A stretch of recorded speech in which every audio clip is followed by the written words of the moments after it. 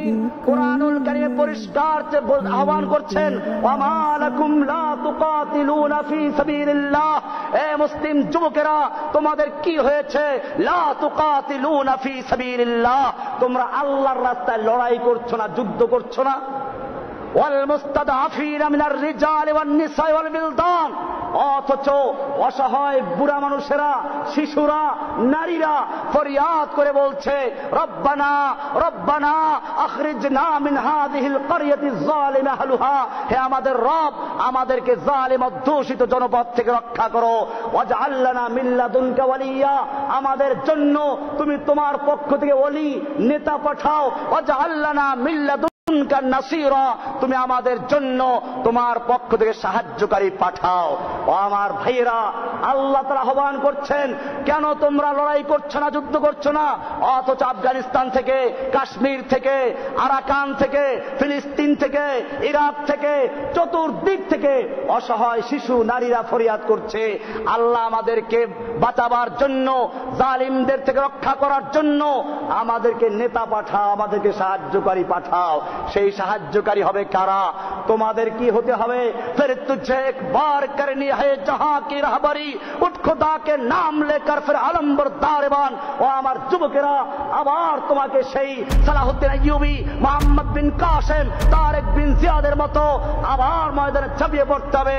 আমাদের সামনে বাধা আসবে, সেই বাধাকে উপেক্ষা করে ময়দানে ঝাঁপিয়ে পড়তে হবে। আমাদেরকে কাফেরদের শক্তি যত বেশি হোক না, কোনো পরোয়া করা চলবে না। আল্লাহর নবীর সাহাবীদের কাছে খবর দেওয়া হলো, ইন্নান নাস ক্বাদ জামাউ লাকুম ফাখশাউহুম, তোমাদের বিরুদ্ধে বিশাল সেনা সমাবেশ ঘটানো হয়েছে, অনেক বিশাল শত্রু সৈন্য জমা হয়েছে, খবরদার ভয় করো। সাহাবায়ে কেরাম ভয় করেছিলেন? আমাদের সামনেও যত বড় শক্তি থাকুক না কেন, আজকে আমেরিকার বিশাল শক্তি, হিন্দুদের বিশাল শক্তি কাশ্মীরি মুসলমানদের হত্যা করছে, আমরা কিছুই বলছি না। আমাদের ক্ষমতা কি? আল্লাহ তাআলা বলেছেন, কাম মিন ফিয়াতিন কালিলাতিন গালাবাত ফিয়াতান কাসীরাতান বিইজনিল্লাহ, কত ক্ষুদ্র ক্ষুদ্র বাহিনী বিশাল বিশাল বাহিনীর বিরুদ্ধে বিজয় লাভ করেছে। কার হুকুমে? কার সাহায্যে? কারণ মুমিনদের মাওলা কে? আল্লাহ তাআলা বলছেন, যালিকা বিআন্নাল্লাহা মাওলাল্লাযীনা আমানু ওয়া আন্নাল কাফিরিনা লা মাওলা লাহুম। মুমিনদের মাওলা হচ্ছেন আল্লাহ, কাফিরদের কোনো মাওলা নাই। বুশের কোনো মাওলা নাই, ওবামার কোনো মাওলা নাই, হিন্দুর কোনো মাওলা নাই, খ্রিস্টানদের মাওলা নাই, ওদের কোনো মাওলা নাই। মুমিনদের মাওলা কে?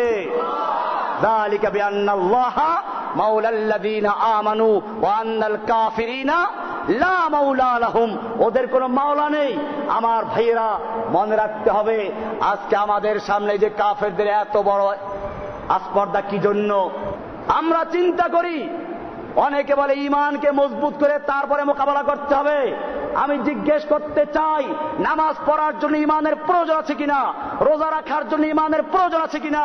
আল্লাহ তাআলা নামাজীদেরকে বলেছেন, ইয়া আইয়ুহাল্লাযীনা আমানু, ঈমানদারদের জন্য বলেছেন নামাজ কায়েম করার জন্য, ঈমানদারদেরকে বলেছেন রোজা রাখার জন্য, ঈমানদারদেরকে বলেছেন হজ করার জন্য। যেই ঈমান নিয়ে নামাজ পড়া যায়, যেই পরিমাণ ঈমান দিয়ে রোজা রাখা যায়, যেই পরিমাণ ঈমান দিয়ে হজ করা যায়, সেই পরিমাণ ঈমান হলেই আল্লাহর রাস্তায় জিহাদ করাও যায়। এই জন্য মনে রাখতে হবে, মুসলিমরা লড়াই করে কার জন্য? এই জন্য শক্তি আসবে কোত্থেকে? আল্লাহর নবী যতগুলো যুদ্ধ করেছিলেন, সবগুলো যুদ্ধতে মুসলমানদের সৈন্য কাফেরদের চেয়ে বেশি ছিল না কম ছিল? কম ছিল। একটা যুদ্ধে খালি বেশি ছিল, হুনাইনের যুদ্ধে। সেই যুদ্ধে মুসলিমরা মার খেয়েছিল। কি হয়েছিল? প্রথম দিকে মার খেয়েছিল। আল্লাহ কোরআনে বলেছেন, ওয়ায়াউমা হুনাইনিন ইয আ'জাবাতকুম কাসরাতুকুম, তোমাদের সংখ্যাধিক্যতা যখন তোমাদের কাছে খুব অহংকারের কারণ হয়েছিল, তোমাদের কাছে খুব ভালো লেগেছিল, তখন আল্লাহ তাআলা তোমাদের সেইটা কোনো উপকার আসে নাই। প্রথমে মার খেলো, এরপরে যখন সংখ্যার গৌরব শেষ হয়ে গেল, ঈমান পুরো আল্লাহর দিকে চলে গেল, এবারে আল্লাহ নবী ডাক দিলেন, তাআলা ইবাদাল্লাহ, আল্লাহর বান্দারা আমার দিকে চলে আসো, আনান নবিয়্যুল লা কাযিব আনা ইবনে আব্দুল মুত্তালিব, আমি সত্য নবী, মিথ্যা নবী নই। এবারে যখন নবীর কাছে চলে আসলো, সংখ্যার কোনো বড়াই নাই, অস্ত্রের বড়াই নাই, আল্লাহর নুসরতের বড়াই আছে। এবারে যুদ্ধ শুরু করলো, পরবর্তীতে সে যুদ্ধে বিজয় লাভ করেছেন। ঠিক কিনা?